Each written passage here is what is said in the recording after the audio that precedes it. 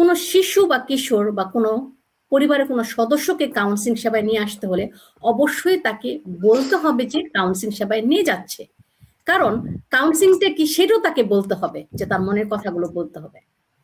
Curl Rogers, আমরা যেহেতু রজারিয়ানসটা follow করি মেইনলি, আমাদের বিশেষভাবে এক্সপ্লোরেশন স্টেজ বা যখন কাউকে আমরা কারোর সাথে কথা শুরু করি বা কেউ কখনো কখনো আমাদের সাথে আলাপ শুরু করে সেশনে, তখন যাকে ফলো করি সেটা হচ্ছে রজারিয়ান। তিনি কয়েকটি শর্তের কথা বলেছেন কাউন্সিলিং সেবা কিভাবে কার্যকরী হয়। তন্মধ্যে একটি হচ্ছে, যিনি সেবা নেবেন তাকে বুঝতে হবে তার মধ্যে কিছু সমস্যা আছে, কিছু ডিসক্রিপেন্সি আছে, কিছু কিছু জিনিস আছে যেটা ওয়ার্কআউট করছে না, এবং সে সচেতন, সে ডিস্টার্ব ফিল করছে এবং এটা থেকে বের হতে চাচ্ছে। এটা একটা মানে মেইন শর্ত। কারণ যিনি কাউন্সিলিং সেবাটা নেবেন তাকেই আসতে হবে।